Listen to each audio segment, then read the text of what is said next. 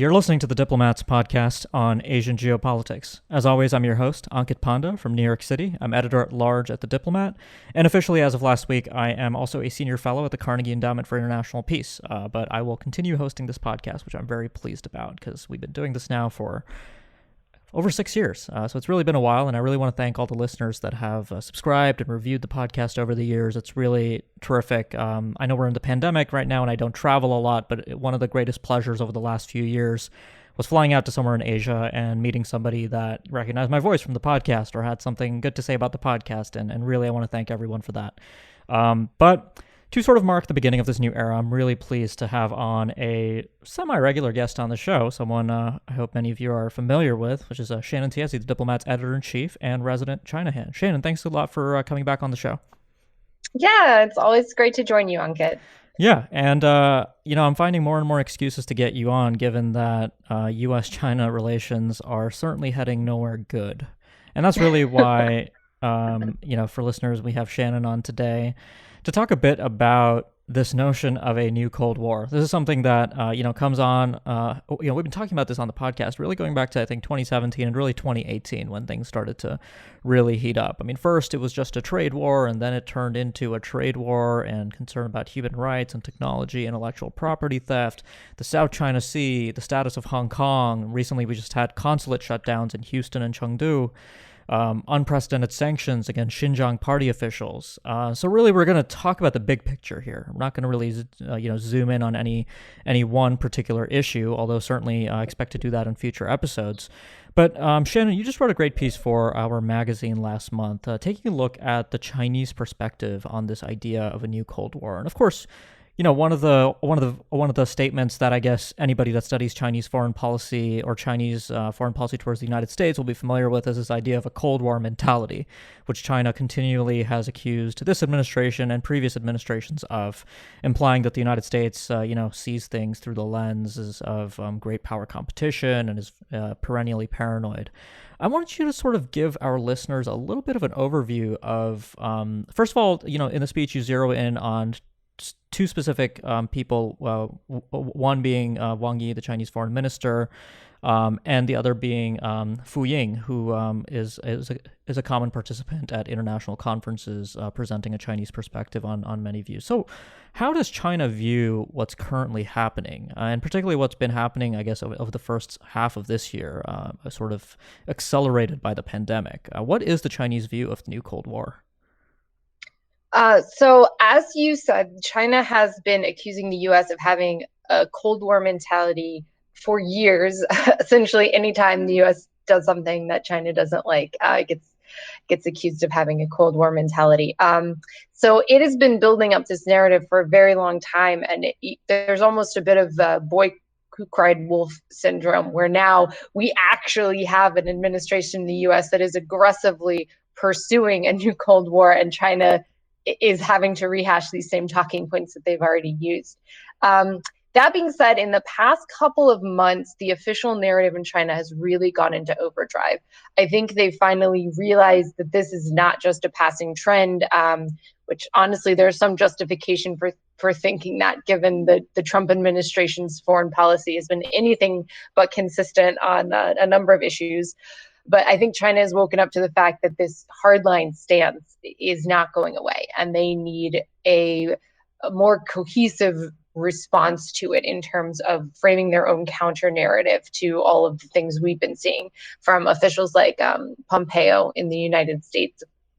So the big idea from China is essentially that they are being the reasonable party here, which frankly is made more easy by some of the over-the-top language that we're seeing from the Trump administration.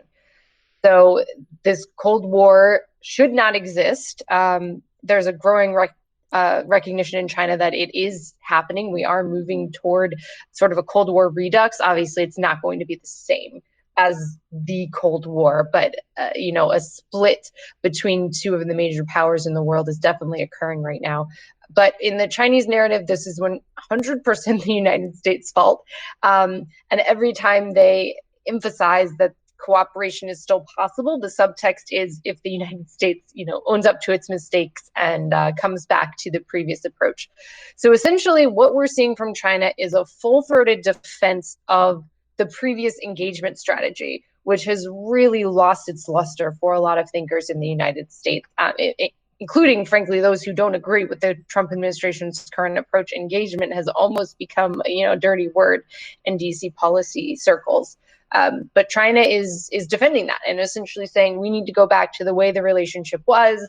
It has benefited everyone. And there's also this strong line of this is the way history is moving.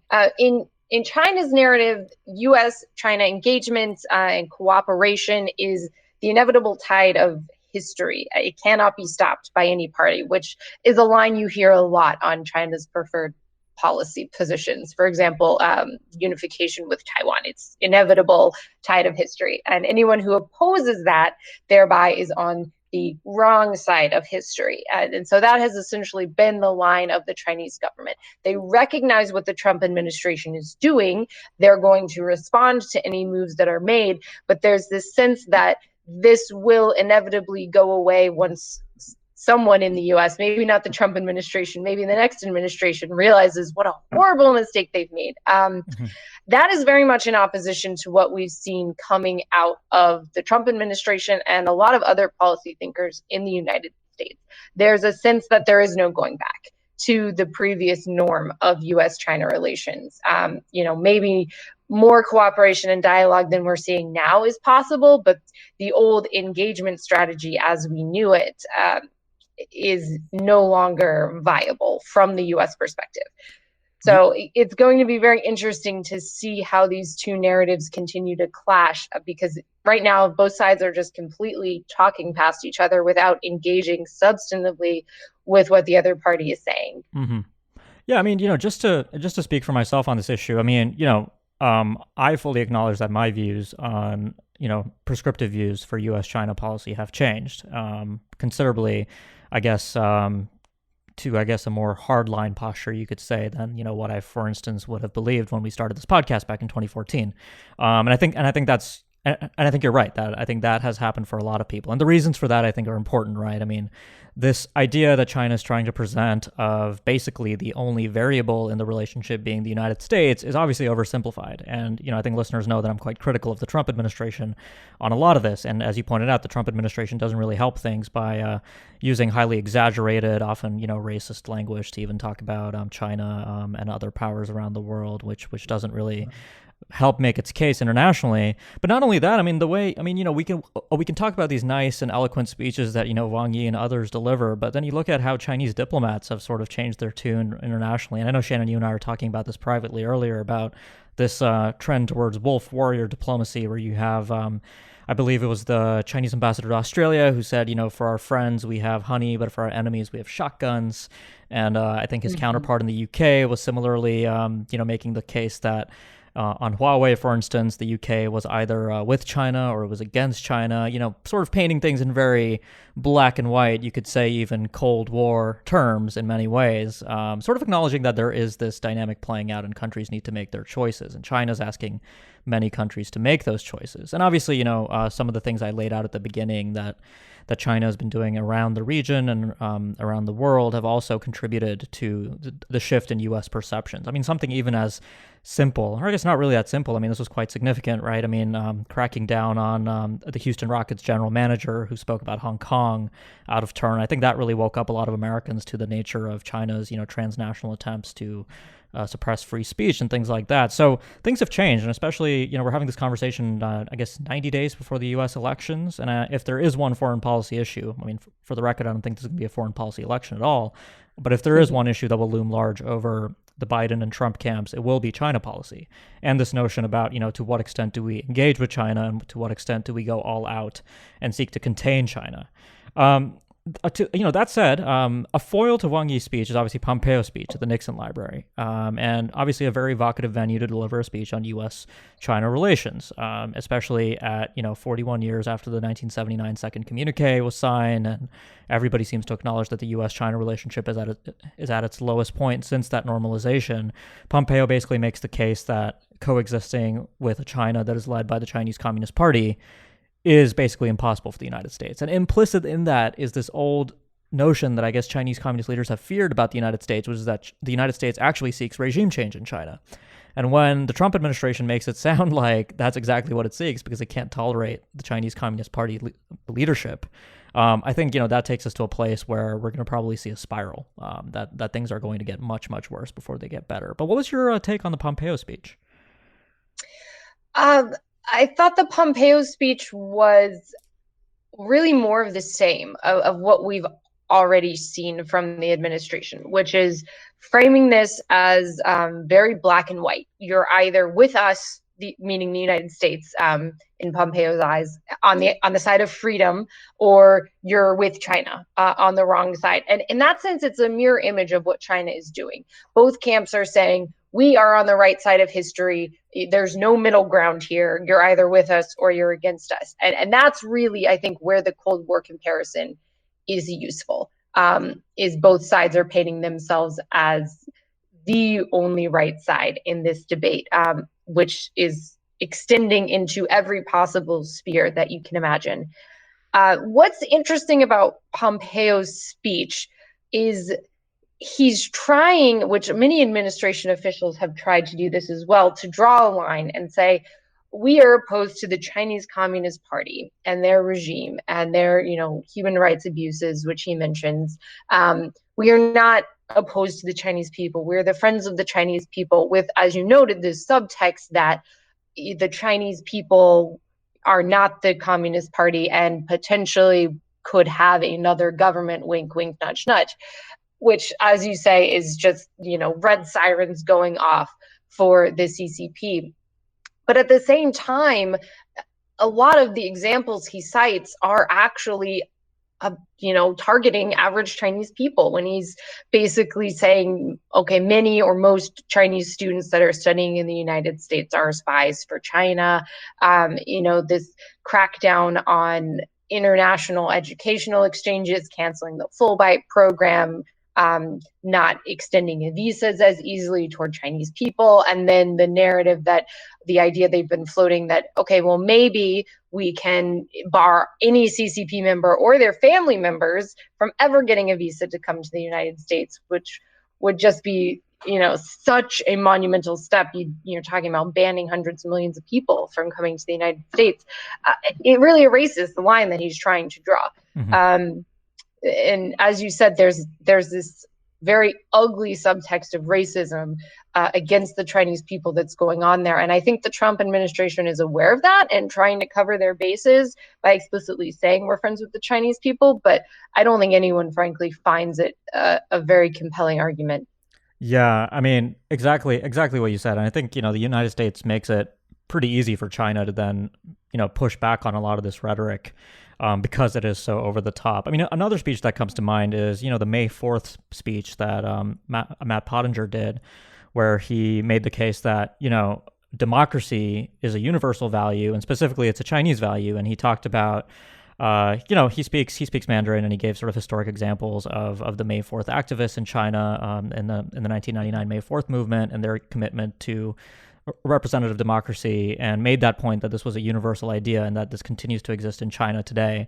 And then, of course, that's immediately undercut by this idea that, the United States is basically making it impossible for, if there are, let's say, conscientious supporters of democracy in China, or even a more liberalized form of the CCP's preference for governance, they can't come to the United States and make a life for themselves or help, foster better people-to-people ties with between the United States and China, because the U.S. is increasingly making it more difficult for that to take place. And the other thing that sort of is notable to me about Pompeo's speech, I mean, a lot of the language, while he was speaking, literally, there were videos coming out of Portland, Oregon that looked exactly like Hong Kong. The United States Part of what made it easy for the Obama administration, the Bush administration, the Clinton administration, and others to talk about human rights in China after Tiananmen and other sort of atrocities that were taking place within China was that the United States still had a level of moral leadership. I mean, obviously, yes, there are things to criticize in the United States at any given time, but I mean, these things have become so stark under the Trump administration that again, it's made it just so easy for China to push back on these things. I mean, China's been pointing out examples of racism in the United States and structural racism, and just pointing out that maybe the United States shouldn't be commenting about human rights in other countries, which is an old thing that China used to do. I mean, they've been releasing a report on human rights in the United States for several years now, but under the Trump administration, it's just so stark. Let's just, I wanted to also ask you a bit about this, the wolf warrior trend that we see in Chinese diplomacy. I mean, people have their reasons for why this is happening. I'm wondering what yours is. Why is China doing this? Why are Chinese diplomats all of a sudden being, rather undiplomatic, to put it lightly? I think it goes back to the new attitude that Xi Jinping has taken, which is essentially that China no longer needs to bide its time and wait. China can come out, swinging for the fences on the world stage. And he has actually encouraged Chinese diplomats to have their fighting spirit.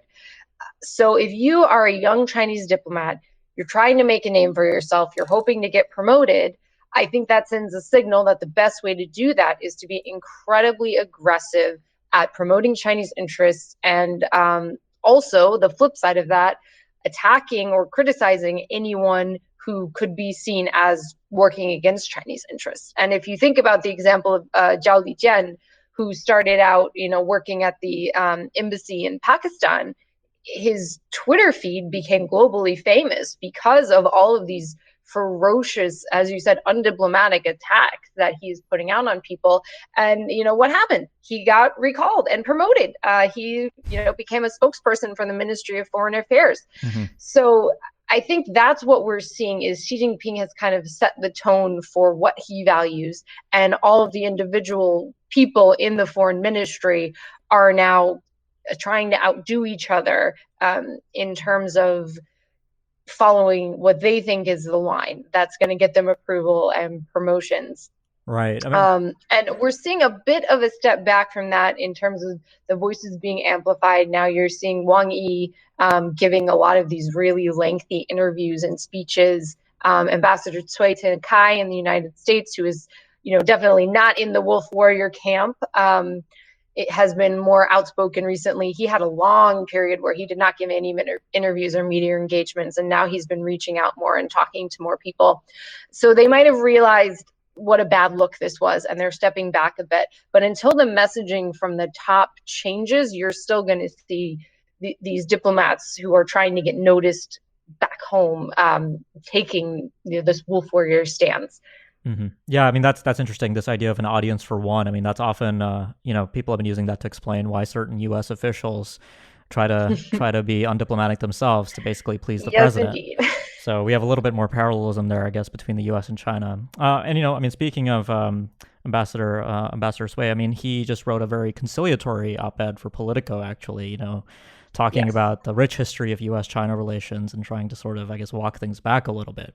Where do you think, it is an election year in the United States, and this is, the U.S.-China relationship is really at the center of this, not only because of the pandemic and sort of the culpability that China has there, but also because I think the Biden team internally, I think, is also, wrangling with this idea of how much can you really go back to the post-January 20th, 2017 era of U.S. foreign policy with China. What's your sense of what happens if Biden wins in the U.S.-China relationship? So this is going to be incredibly interesting because people who've been watching the U.S.-China relationship for a while probably remember that Biden was Obama's point person on China, and particularly on Xi Jinping, because there was this period during Obama's first term where everyone knew Xi Jinping was going to be the guy. But officially, he wasn't the guy yet. He was the vice president.